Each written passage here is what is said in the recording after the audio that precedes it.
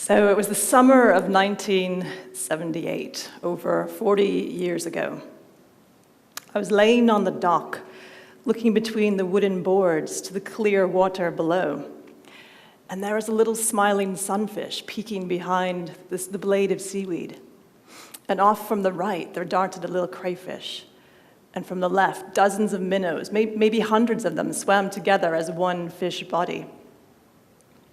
So I would spend hours on this dock, imagining myself as a little underwater creature with my little underwater friends. So this is how I spent a lot of my childhood, growing up actually on this lake in northern New Hampshire. It was a very privileged childhood and very fortunate to be immersed in nature and to be in deep relational contact with the mineral and the animal and plant kingdoms. And this has very much shaped who I am today, somebody who really appreciates nature's intelligence and somebody who sees the world through the lens of a living system. A system that's a wide web through which consciousness and existence can express its whole self.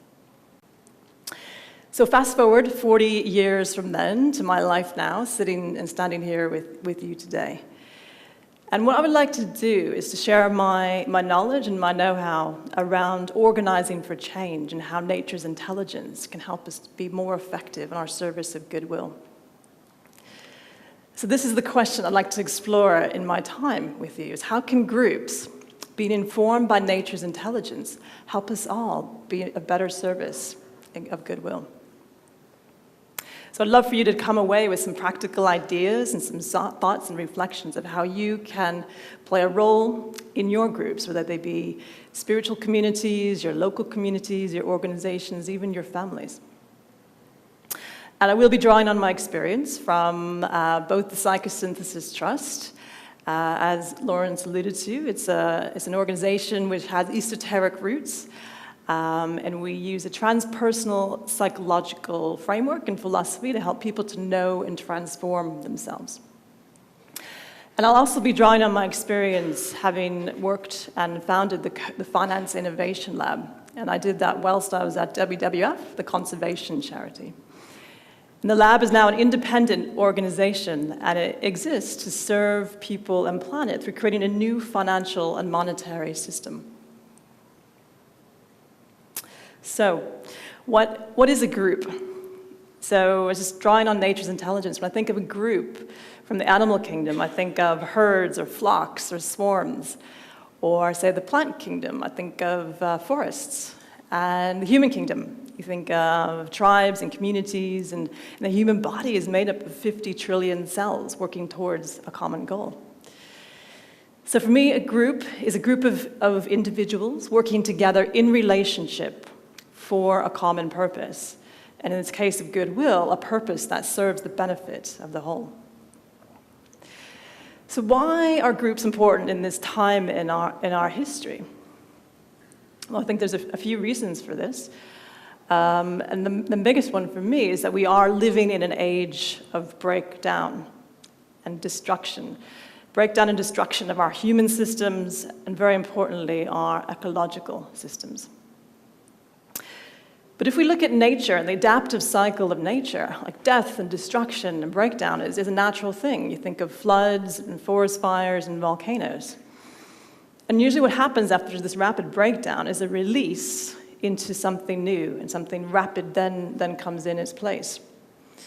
And you think about, in the case of nature, you might have a new species that comes about after a forest fire, a species that would never have been existed or never been established in an old ecosystem. So I think this is important, and I think the importance of groups, I also have been intrigued by Alice Bailey over the last few years, and what she talks about in groups is they have the ability to be an entity through which a transmission of a spiritual force can receive a needy and waiting world. And Assagioli talked about groups as not just a gathering or a group of individuals, but an evolving field of consciousness through which new ideas and new ways of being can come through. So I think this is, for me, the most exciting thing, is that we can seed new ideas, new stories, and new solutions for humanity that are really going to change the energy frequency. But I believe that these seeds of the new, they need to be cultivated, they need to be strong, they need to be resourced, and they need to be resilient. So I believe that groups are the incubators of these new seeds for social change. So why specifically? What is the specific role of groups in social change? I think there's a few things here. Firstly, I believe that groups help us to develop collective intelligence and offer a place for our personal learning. You think about all the challenges that we face, they're so massively complex. And we really have to find ways to embrace its complexity, to look at all the different vantage points, to look at the root of the issue, and to find and come up with multiple solutions. So groups allow us to look at more of the truth and see more of the whole. And when I'm in a group, I can learn more about myself and I expand my sense of awareness so that I can be of better service. The second role that groups play in social change is around building resilience. So working on the edge of change is not easy. Those of us in service of Goodwill, we're often seen as outliers. So for me, groups are really important because they provide the nourishment and the support, and especially this emotional support that we need to sustain ourselves and the work over time. The other role that groups play in social change is around resourcing. So we need to be able to pool all of our resources together in order to build the infrastructure that holds change to get change over time. So financial resources, for example. How can we pull this together in groups? And then the fourth thing, the role of groups in social change, is all about having a stronger voice. So if I have an idea I want to introduce into an academic situation, for example, that one lone voice, I'm not going to have very much power. Mainstream's not going to see me. Never mind are they going to understand. But if I come together, and if we come together as a group to create a common narrative and a common story, we're going to have a greater chance of really shifting this cultural landscape. So these are the reasons why I believe that groups play a really important role in social change. But I think one of the challenges is we're not very good in working in groups, never mind working across groups. And I think a lot of that has to do with our cultural norms, our social norms, the capitalistic structure, and the system that really incentivizes and rewards individualistic behavior. So what I'd like to do is to think about, so that's groups. Like how can we learn from nature's intelligence to really learn about groups, but think about our leadership skills, the leadership skills that we need to convene, to facilitate and grow groups. And I think this is one of the most important things that we need to teach and learn now. So if you think about nature's intelligence, the qualities of nature's intelligence, what do I mean by quality? So I have been fascinated by esoteric psychology, a book by Alice Bailey, and just really tuning into what she means by quality. Now, what I took away from that is a type of consciousness through which life flows and comes into an appearance and form. So what I'm really interested in is what are the qualities of nature that we can learn from, whether it be creativity, self-organization, adaptation. There's many, but the three I'd like to dive into today are around purpose, diversity, and energetic fields. So, purpose. Going back to the lake in New Hampshire. So that whole lake had a purpose of its own to sustain all of life in it. The creatures and the plants had their own purpose, inherent purposes too. The crab to be a crab, the fish to be a fish, and the seaweed to be a seaweed. And what I love the most about nature is that life just flows through it. So in a group or organizational or human context, purpose and really clarifying the purpose is important because it almost acts as the North Star through which everyone can self-organize and then express themselves. If you think about like all the great social movements of our time, the most powerful and the most successful ones had really clear purposes. So at the Psychosynthesis Trust, we're doing a lot of work on really clarifying our purpose, which is to help people to know and transform themselves. We believe this is really important because we really want to have all of our community and our staff to have a sense of something beyond themselves, having a sense of wanting to collaborate and work together, and really feel empowered so that they can make decisions at their local level. And we feel that having purpose will allow us, and we're seeing that it's allowing us to become more efficient and more effective so we can have greater impact in the world. So the way that we're working with purpose is seeing our organization as a living organism with a purpose of its own. And the way that we're doing that in what I'm doing in my leadership role is to convene spaces where we can have dialogue interviews and workshops with our staff and our community to really understand and tune into that founding purpose that Assagioli seeded as well in the 60s, as well as Diana Whitmore and other colleagues in the 70s. So what was that founding purpose? And how does that connect with our emerging purpose, which is relevant in today's context? So we're asking ourselves all kinds of questions, like what are the needs in the world? What are our individual and collective talents and skills and gifts that we can bring to meet these needs? And then what do we really have energy for? So what does that mean for me as an individual in a group? So for me, I've really had to and wanted to tune into what is my deepest purpose at a soul's level. And I think this is my responsibility in a group to understand how my purpose contributes to the group's purpose, because they are inextricably linked. So I'm asking myself questions like, what is my deepest essence? How does my essence want to express itself? And for me, there's something coming through around, I'm wanting to create the infrastructure through which interconnectivity can express itself. So I'm usually the one that asks the big questions, and I just love, weaving people and potential together. And my role in groups is often as the pioneer or the frame setter or somebody that provides resources. So what I wanted to do is to leave you with some questions around this idea of purpose. Is, all the groups that you are in, like what is it you can actively do to help to clarify your group's purpose and bring alignment around that? As it relates to yourself, what is your emerging purpose at the deepest level? What is your soul's purpose, and how can you clarify that? And if you think about that in the relation to groups, how do you show up in groups? What is the greatest contribution that you can make in groups? So secondly, I wanted to talk about nature's quality of diversity. So going back to the lake in New Hampshire, the lake was survived for many hundreds of years. It evolved, it adapted, and it was perfectly working in balance and harmony until one year there was a human intervention where the local town wanted to attract as many fishermen to the lake as possible. So they overstocked the lake with bass fish. In less than 1 year, the lake was dead. So when I lay on the dock, there was no movement, no life.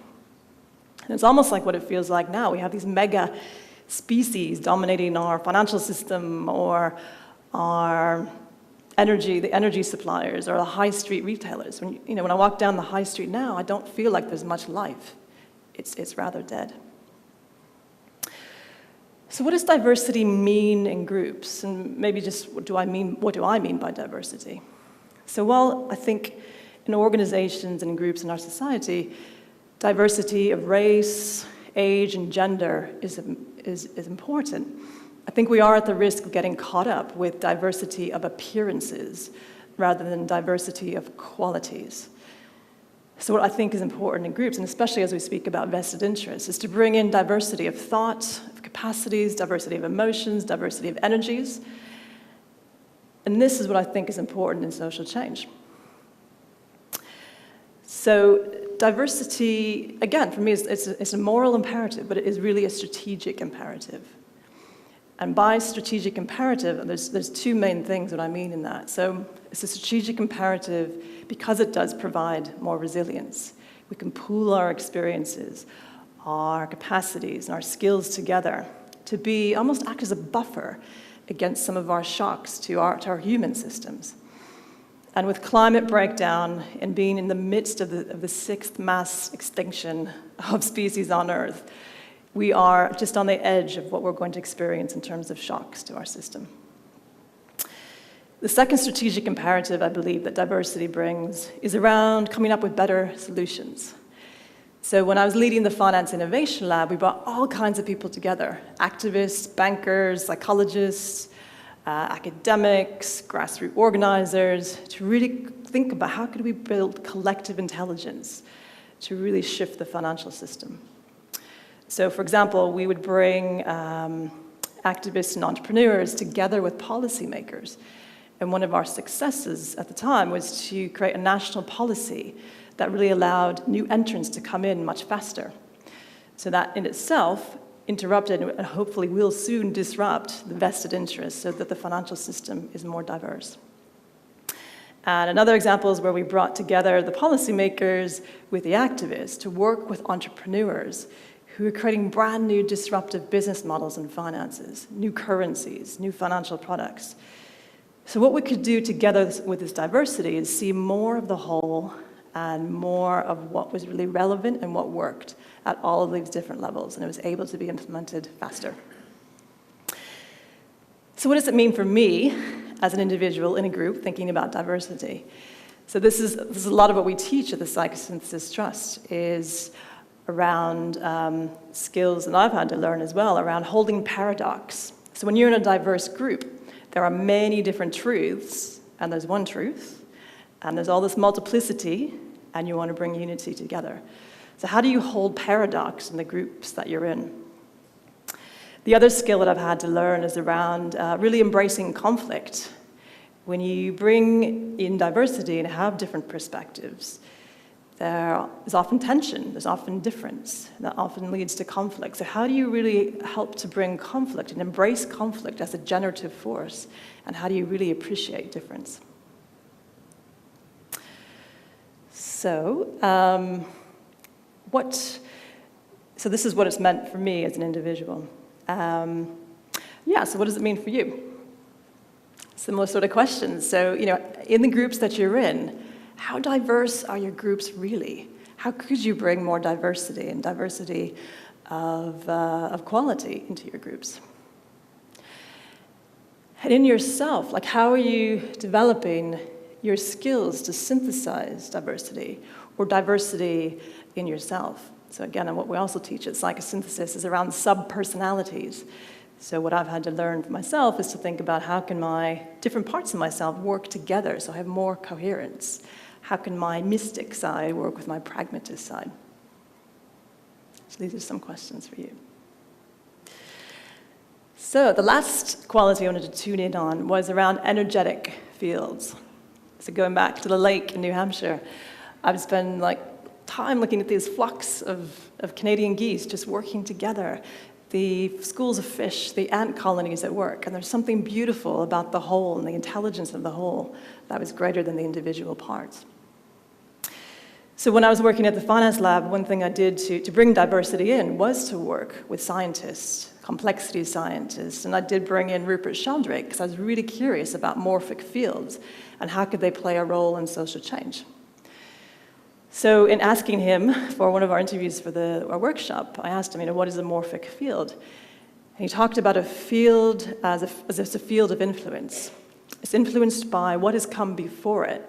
It has strong habits, and it also is an elusive whole.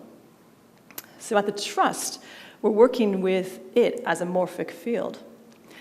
And we're tuning into the mysteries, the habits, the different relational dynamics, the goals of the organization.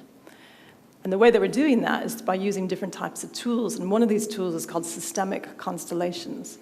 And systemic constellations is helping us to ask questions like, who in the Trust history has been forgotten?